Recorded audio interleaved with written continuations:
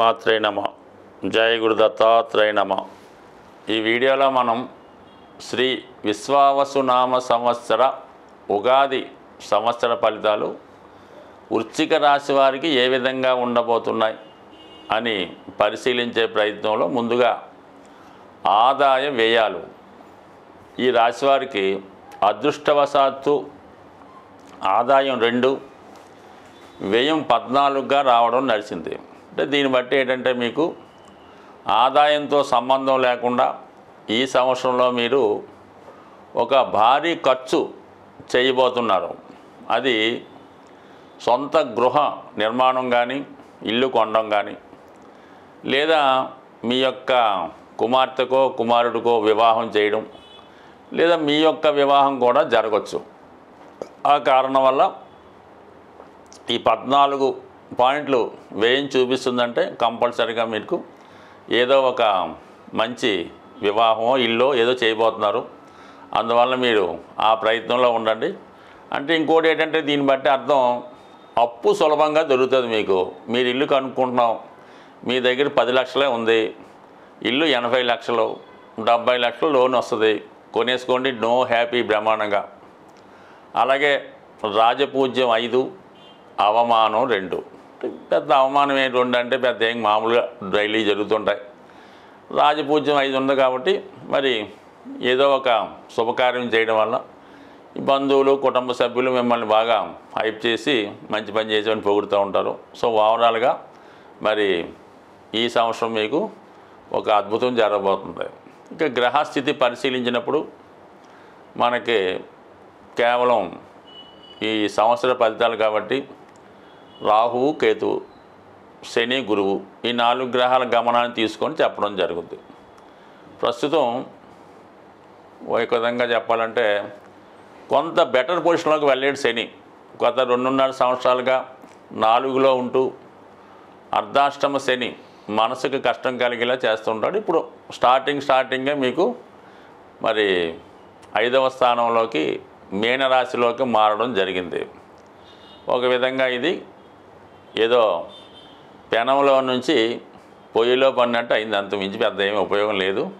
అయితే ఇది కొంత బెటర్. ఇక్కడ ఏముందంటే పంచమంలో సాటర్న్ ఏంటంటే సప్తమ స్థానాన్ని వీక్షిస్తూ ఉంటాడు, అలాగే లాభస్థానాన్ని వీక్షిస్తుంటాడు. ఈ 2 కారణాల వల్ల వివాహానికి అనుకూలత ఏర్పడే అవకాశం ఉంది. అది ఏ విధంగా ఏర్పడుతుంది? మీరు కొంతకాలంగా ఎవరినో ఇష్టపడుతూ వారిని వివాహం చేసుకోవాలని అది ఇంట్లో చెప్పలేక ఏదో కారణం వల్ల వాయిదా పడుతుంటుంది. అటువంటిది శని భగవానుడు 5వ స్థాన ప్రవేశంతో ఈ సంవత్సర ప్రారంభంలోనే మరి మీ యొక్క ప్రేమ వ్యవహారం కాస్త బ్రేకప్ అయి పెద్దలు కుదుర్చిన వివాహం జరిగితే ఈ మే 15 లోపులో జరిగే అవకాశం ఉన్నది.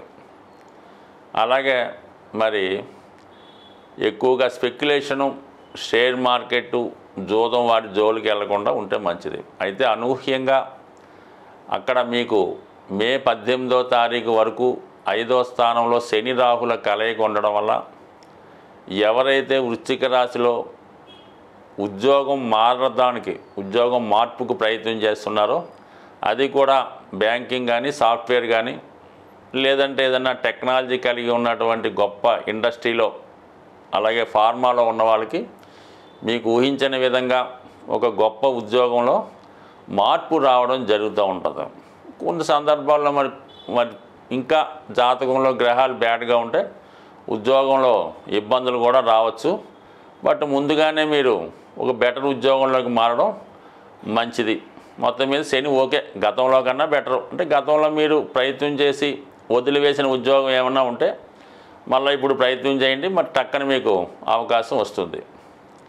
ఇక గురువు ప్రస్తుతం సప్తమ స్థానంలో చాలా వరకు అనుకూలంగా ఉండడమే జరిగింది. మే 15 వరకు ఇదే కంటిన్యూ అవుతుంది. ఈ మే 15 లోపు వివాహం జరుగుతుంది. దాని తర్వాత కూడా ఓకే, అష్టమంలో గురువు కూడా స్త్రీలకి వివాహాన్ని ఇవ్వడం జరుగుతుంటుంది, మాంగళ్య స్థానం కాబట్టి. అయితే మగవారికి అంతగా అవకాశం ఇవ్వడం. అయితే గురువు అష్టమంలోకి వెళ్ళినప్పుడు ధనస్థానాన్ని వీక్షిస్తాడు. అంటే ధనాధిపతి ధనాన్ని వీక్షించడం వల్ల మరి ఆకస్మిక ధనలాభం గురువు కారకత్వాలైనటువంటి మరి పుణ్యం వల్ల, మీ సంతానం వల్ల, అలాగే ఏదన్నా అదృష్టం కలిసి రావడం వల్ల పూర్వీకుల ధనమో గుప్త ధనమో లభించే అవకాశం ఉంది. మొత్తం మీద ధనయోగం లభిస్తుంది. అయితే కొంతమందికి ఏంటంటే 8, 4, 12 యాక్టివేట్ అవ్వడం వల్ల పుణ్య కార్యక్రమాలందు ఆసక్తి ఉన్నవారికి, మోక్షం కోసం ప్రయత్నం చేస్తున్న వారికి, ప్రశాంతమైన జీవితం గడుపుదామనుకున్న వాళ్ళకి ఈ గురువు చాలా వరకు సహకరించే అవకాశం ఉన్నది. మీరు ఏదైనా ఒక ప్రశాంతమైనటువంటి ఆశ్రమంలోనో పుణ్యక్షేత్రంలోనో ఎక్కడైనా మీ యొక్క జీవితం గడపాలనుకున్న వారికి మీరు సొంతంగా ఒక కుటీరమో ఆశ్రమో ఇల్లు ఏర్పాటు చేసుకొని ఒక పుణ్యక్షేత్రంలో మరి మీ యొక్క ప్రశాంతమైన జీవితం గడపడానికి ఈ గ్రహస్థితి అనుకూలిస్తుంది. అది విద్యార్థులు అనుకోండి, ఏదైనా హాస్టల్లో ఉండి చక్కగా చదువుకోవడానికి కూడా ఈ గ్రహస్థితి చెప్తుంది. మొత్తం మీద ఈ విధంగా ఉంది. ఓకే. ఇక కేతువు, రాహు. ప్రస్తుతం 5లో ఉన్నటువంటి రాహు చాలామంది విద్యార్థుల్ని, నిరుద్యోగుల్ని మరి ఆన్లైన్ గేమ్స్లో జీరో చేయడం జరిగింది. కొంతమంది చాలా ఇబ్బంది కూడా పడ్డారు. నాకు తెలిసినంతవరకు ఈ వృశ్చిక రాశి వాళ్ళు ఈ 5వ స్థానంలో రాహు వల్ల, స్పెక్యులేషన్ వల్ల, ఆన్లైన్ గేమ్స్ వల్ల చాలామంది దెబ్బతిన్నారు. ఇంకా కోలుకోలేని స్థితిలో ఉన్నారు. అటువంటి వారికి రాహు 4వ స్థానంలోకి రావడం వల్ల కొంతవరకు ఆ వ్యసనం నుంచి బయటపడి ఎక్కడైనా బయటపడితే బాగుపడే అవకాశం ఉంది. బట్ ఏదైనా 4లో రాహు కూడా ఇది చాలా వరకు హృదయాన్ని కొద్దిగా కల్మషం చేస్తూ ఉంటుంది. నిజాయితీ అయిన జీవిత విధానాన్ని కొద్దిగా అపశృతి కలుగుతూ ఉంటుంది. గృహంలో కూడా మీకు ఇష్టం లేకుండానే కొన్ని సంఘటనలు జరుగుతూ ఉంటాయి.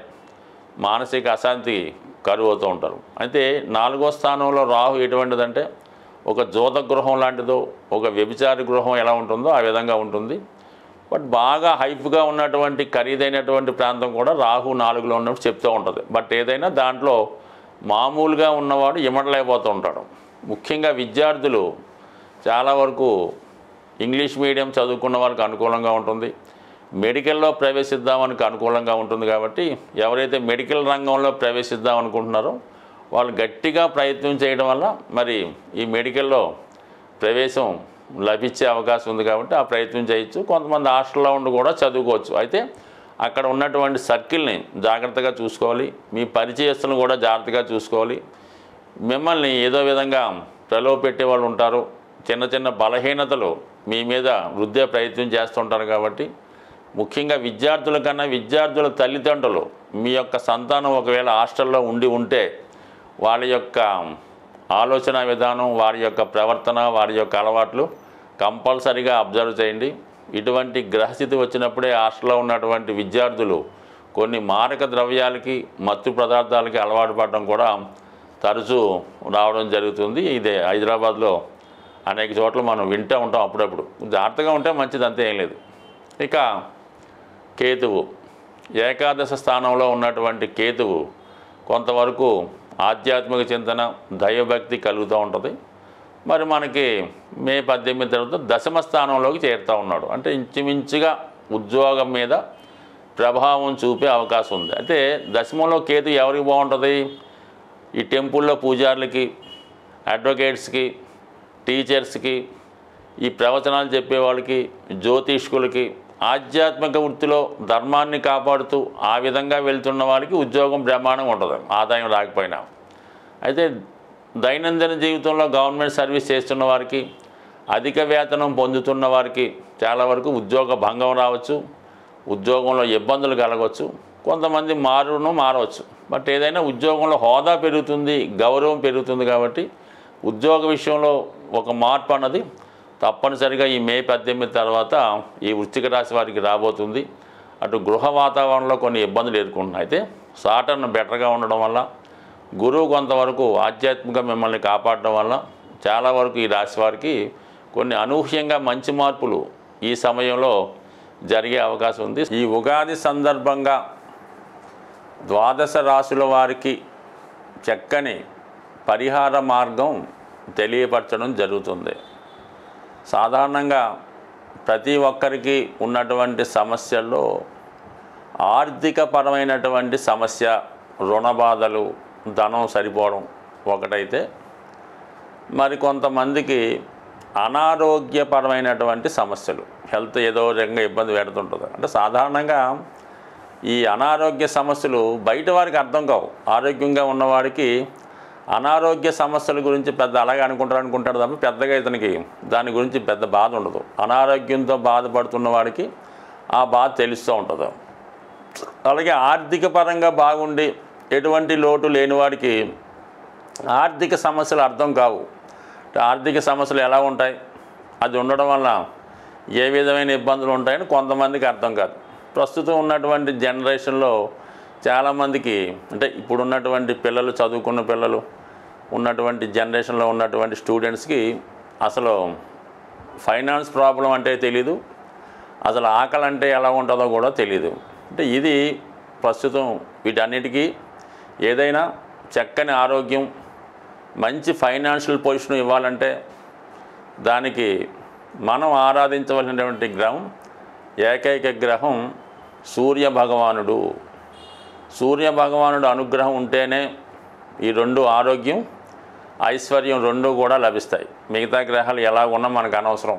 ఒక్క రవి బలంగా ఉంటూ రవిని పూజించుకుంటే 100% ఆర్థిక సమస్యలు, అనారోగ్య సమస్యల నుంచి బయటపడవచ్చు.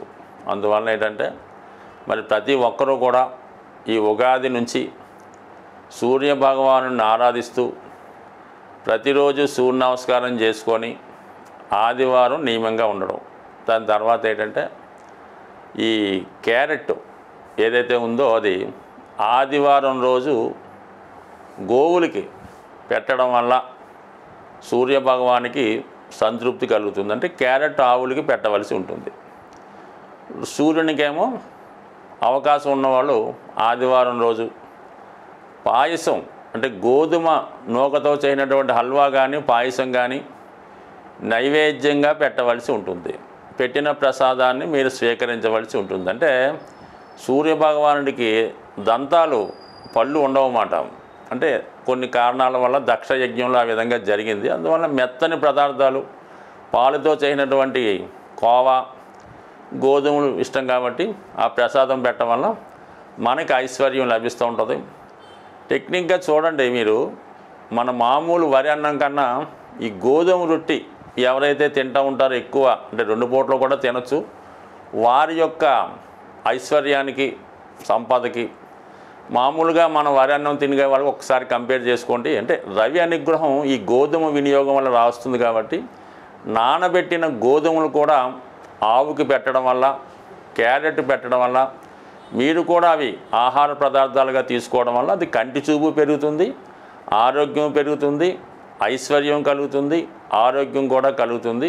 బట్ ఏదైనా సూర్య ఆరాధన, సూర్యాష్టక పారాయణ, ఆదిత్య ఉదయం నేర్చుకుంటే, చదువుకుంటే మొత్తం ఏ గ్రహ పరిహారానికైనా ఒకటే సమస్య, సూర్య ఆరాధన. స్వస్తి.